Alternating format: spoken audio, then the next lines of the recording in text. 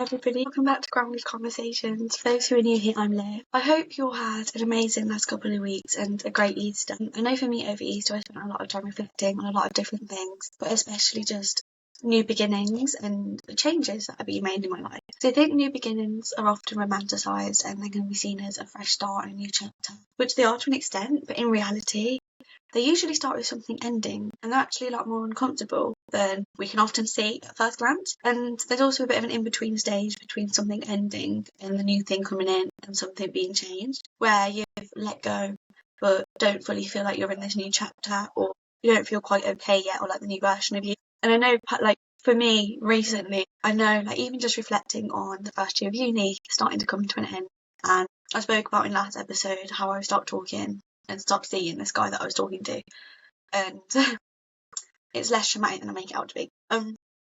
Carrying on from that and thinking, actually, this situation has taught me things I need to heal from, and going into a chapter of healing from things and changing things in my life in order to make room for other things I want to bring into it, and just reflecting about how change and new beginnings in your life aren't always about pretending it's positive all the time, and it's being honest about how uncomfortable it can feel and how strange it can feel from going from a place where you feel very comfortable and to ease in to then being changed and going through this transformation of a sense into a new version of you or into a new stage of your life. Things can end for obviously a lot of different reasons, and not everything is meant to stay in your life forever. And even good things in your life can come to an end, and just because something mattered and you loved it and you cared for it and you wanted it in your life doesn't always mean it was meant to last forever. Because some things are just there for a season, or there to teach you a lesson, or even just misaligned with where you're meant to be, like the end goal in your life, or just misaligned with your purpose. And I think it's a hard truth that you can still love something and still appreciate how much of an impact something is making or made in your life, but still let it go and still move on and go through a different chapter. Endings can sometimes feel a bit like rejection, or like you failed at something, or it can be quite confusing, but I think it's important to know that something ends. It can teach you new things, and it can protect you from things or redirect you more onto the path that you're meant to be on. Because I think it can be hard when things do end and we're waiting for the new thing to come in, whether it's a new job, starting uni, or just anything, and it can be quite uncomfortable just feeling like you're in the middle of nowhere, not really knowing what to do, because you've left what was familiar and what was comfortable, but you don't fully have what's next, or you're not fully in the next chapter yet. And it can feel like you're overthinking a lot and just feeling lost and questioning if you made the right thing, like made the right decision, and replaying everything. And it can feel a bit like growing pains in a sense. It's like you have to feel some pain and some sense of being uncomfortable in order to grow into the better things. You can fit it into your life, and so that you can grow into it in a way. And it can feel quite tempting to go back on yourself and to go back into what's comfortable and what you know. And I think it's important to actually not do that, and to learn through things, and to think, I'm growing, this is a good thing, I'm moving on to the next point in life. Even though it feels a bit uncomfortable, I'm glad that I'm going through different situations and learning from different things, so I can be a better person and better myself and better my life. Because growth can often look like a long period of waiting or silence and uncertainty, and it can feel like you're lost in the wilderness a bit, and it can feel like you're just a bit out of place. And it's a stage that it shouldn't be wasted feeling like in a place of uncertainty, because that's where a lot of the change is happening. And like how I was saying before, it's kind of like growing pains in a sense, but it's part of your broader life. And I think this in-between stage can sometimes feel a bit like that week after Christmas before New Year's, where like you've had Christmas but it's not quite the new year yet, and you just have a few days where you're not quite sure what to do. But I know for me, I usually spend those few days reflecting on how I want the next chapter of my life to go, and reflecting on the things I can do to get there. And if I don't spend those few days doing that, I know going into the new year I probably wouldn't have the same perspective on it as I did having a period of waiting and uncertainty of where I think and where I want the next year to lead me. And I think there's a reality behind change, that we often want change in our lives, and we want to see new things brought in, whether it's a new job, a new relationship, things in ourselves change, and we can want that really badly and really deeply, but we don't always talk about what change actually requires, and how changing things in our lives actually requires making space for new things and letting go of control, surrendering things, stepping into the unknown, and not having all the answers. to questions we have about this new stage, or just not having the answer to whatever's going on at the moment. And it can often feel like losing something before you get it, or breaking something down before it rebirths, kind of like how phoenixes do, I guess. How they're, I don't know if anybody has watched Harry Potter or recalls phoenixes in any way, but it's like a mythical creature where when they die, they sort of go down into ashes and then they're reborn out of the ashes. And I think change can feel a lot like that sometimes, or like you're just lost and very uncertain. And so many people stay where they are and don't change and don't have any sort of transformation in their life because they're just happy with being, they're just happy in their comfort. And the discomfort of changing and changing yourself can feel a lot worse than just staying where you're at and being content with that. And I think it takes a lot of courage to be able to say, actually, I'm not happy with this thing in my life. I'm going to go out and make that change, or I'm going to ask God what I can be doing in order to get this thing I want in my life, and working with him in a way in order to reach that. Because real change isn't comfortable. To get a full transformation and get something to really change, it disrupts your habits, your routines, and your identity in a way that things normally wouldn't. Like, the definition for new beginnings and change when I googled it was, a new beginning can be classed as any significant change, transition, or decision that allows an individual to leave behind old patterns and embrace a fresh start. It is a psychological or situational reset button, often marked by hope, renewed purpose, and the opportunity to redefine one's personal narrative. And I think just thinking about how a new beginning allows you to leave behind things is quite a nice way to put it, because in order to get something new, you have to leave behind your past and you have to give yourself grace, and you have to be able to move on from things in order to receive the new things in your life, because you can't stay in the same situation and expect a different outcome and expect a different life. Like, your life won't change if things don't change. If you're not making the changes to get the outcome you want and you're just sitting just expecting it to arrive, it's not going to. You're going to have to change in order to see the change happen in front of you. And I think a nice metaphor for this is a transformation of a butterfly, of a caterpillar into a butterfly, because it isn't just growth, it's a complete transformation and a complete metamorphosis. Because inside the cocoon, it breaks down completely. The caterpillar fully breaks down and becomes fully unrecognisable and essentially dissolves into something completely new. It goes through a thing called a total cellular breakdown, where it breaks down its old DNA to rebuild entirely new structure. So when caterpillars become butterflies, their whole DNA, their whole system, literally everything they are as an organism, breaks down completely and fully changes and gets rebuilt into an entirely new thing. And it's not a simple process. It's quite, I can imagine, it's quite uncomfortable, and it's hidden and slow because they're in their cocoon, and it happens privately, and it happens in a space of, it happens in quite an intimate and private space for them, I guess. So no, it's weird to think about because it's an insect, but just imagine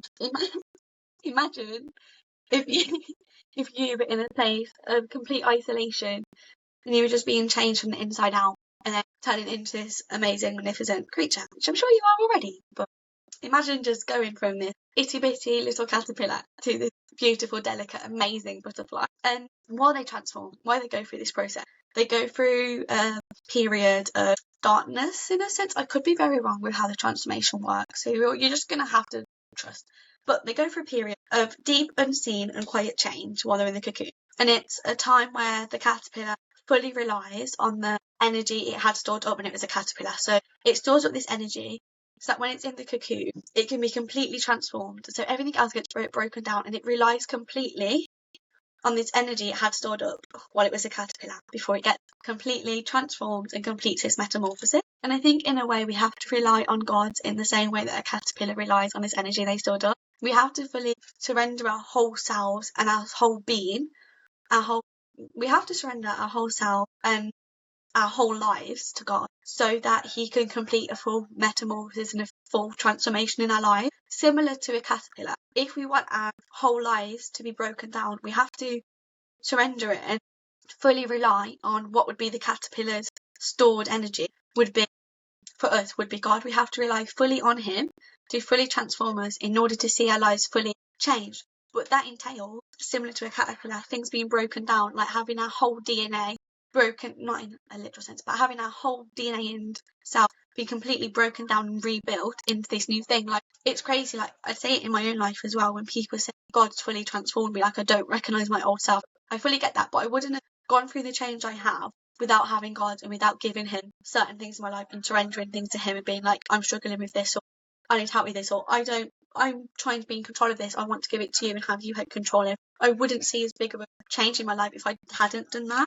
Because I think real change can often entail feeling lost, not recognising yourself, and being in a season when nothing feels wrong. I think we want the butterfly moment and we want this big change in our life and this big, amazing, beautiful change to happen. But we often avoid the cocoon stage of being in a stage of complete transformation and vulnerability and just surrendering and fully relying on God to be fully changed. And I think we have to surrender and work through things that have hurt us, that we've been through, or just things in general in order to experience a full change in our life. And I think in the same way that a caterpillar can't transform into a butterfly by still holding on to the fact that it was once a caterpillar. And I think in the same way that a caterpillar can't fully transform into a butterfly if it's still holding on to the fact it was once a caterpillar, we can't fully be transformed. We can't fully be transformed by God if we're clinging on to our old self and thinking, but I once used to do this, I once lived a life where I was this. We have to fully surrender and fully let go without clinging on to the old version of ourselves.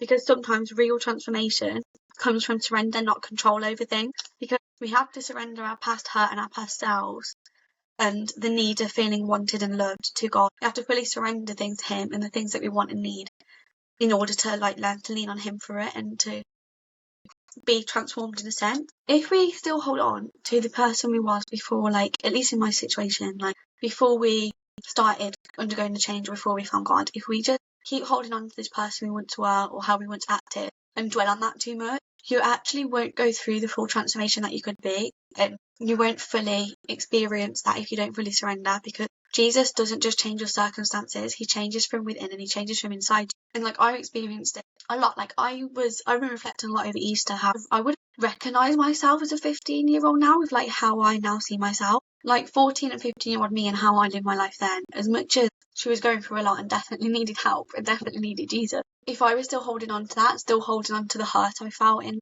stage and not trying to let go and not trying to forgive people in those situations, I don't think I'd be as changed as I feel now.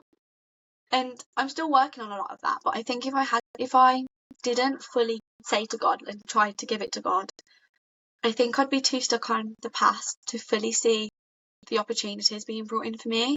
And I think from my own personal experiences, from being somebody who was very much far from God and was in a really dark place at times and was following the opposite things to God, to now being a point where I left all that and surrendered God and been look, I hear what you're saying and what you're trying to do. I give this to you. Tell me what I should be doing, what I should do, Lord. Please help me with this. It's crazy how I didn't think I was being changed at the time, but because it was happening slowly from within, reflecting on it now, a couple of years later, I'm wow, so much was going on that I didn't see and I didn't recognise, and I'm so glad that I have been changed in this way and that God has saved me from these things. And I know in the Bible, it says, see, I'm doing a new thing, now it springs up, do you not perceive it? I'm making a way in the wilderness and streams in the wasteland. And I think that shows how God promises that he will create new things for us in unexpected ways and in seemingly impossible situations. He'll change things and transform things and all sorts. Even if we don't see it, he's always making changes and helping us and redirecting us in ways that we don't yet realise. But then in a year or two's time, we'll actually sit back and oh, God was all over that. I just didn't see it at the time. I just didn't recognise that at the time. Because he's actively providing fresh opportunities for us and ultimately providing salvation. Because I know for me, I feel so different from who I was before. And I wouldn't have got from there to now if I hadn't felt like I had God's grace and his salvation. I think it's very, I don't really have a word for it. It's just a lot to see how far I actually have grown. Even if you go back to the first episodes of this podcast, I probably sound a lot different than I do now.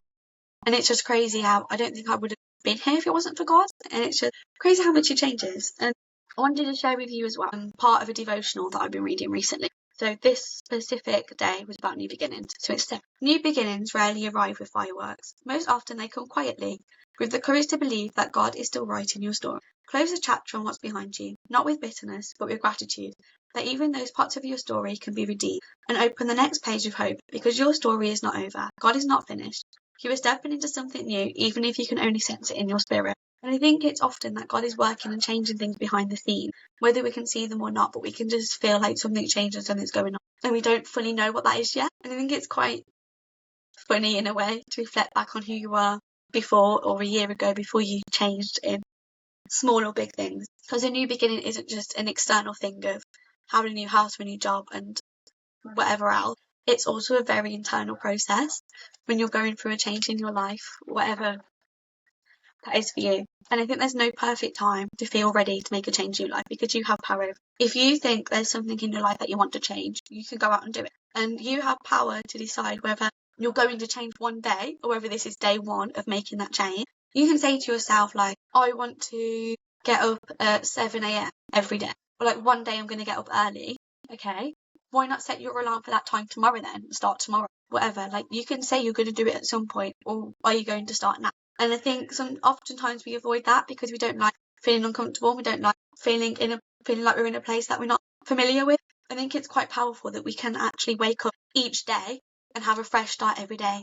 And every new day we can think, okay, today I'm going to work on this book I always wanted to write, or I'm going to go to the gym this week, or anything else. And if there's something you feel like you've been called to do, or something you want to heal from, or see a change made in your life, you have influence over that. You can literally, even now, you can click on this podcast and be like, okay, I'm going to go and learn to play the guitar now. I'm going to go on a walk now. I'm going to get a journal so I can journal about the things that have hurt me. I'm going to start going to therapy. You have choice over that. You have influence over that. You don't have to wait for something else to come and save you, or something else to come and do it for you. It's your life. You can go out and start making that change. It's up to you whether this is the first day you start making that change, or whether you're waiting for the right time, because there's not going to be a right time. You sort of just have to go and do it. And trust me, a new beginning can be quiet, small, and it's very personal. But if there's something you want to do, go out and do it. Like, honestly, there's no harm in trying. Just try. Because growth doesn't always feel good. I'm going to be completely honest. It can be quite lonely. And it can show up in silence and in distance, and it can feel like a lot. But staying stuck in one place costs you more than changing and growing through something, because growth gives you long-term peace rather than short-term comfort. I try to live my life not regretting anything I decide to do. So if there's things I want to do in life, like for instance, I want to release music at some point. I've also always wanted to write a book. So last week I started planning writing a book, actually, which, if anybody who knows me and you're listening to this, please let me know that I've told you that, because please. But yeah, I started writing a book recently. I'm not going to comment anymore on it, so you guys get to know. But if I just keep saying, oh, I want to do this one day, I want to do that one day, and I don't actually do it, I'm actually going to dislike my life more than if I go out and do that. Like, imagine yourself a year from now and nothing's changed. How would you feel? What things do you want to change by that point? And if your answer doesn't feel right, if you answer the question like, how would you feel in a year from now if nothing's changed and you're not quite happy with that and it doesn't feel right, that might be your sign to go out and start something new and to make a new beginning for yourself. Like, think about what changes you want to see and start making them happen and start being that change. And new beginnings can often be quiet, and they often start with something ending. Even if it feels like everything's falling apart, it could actually just be the start of something new.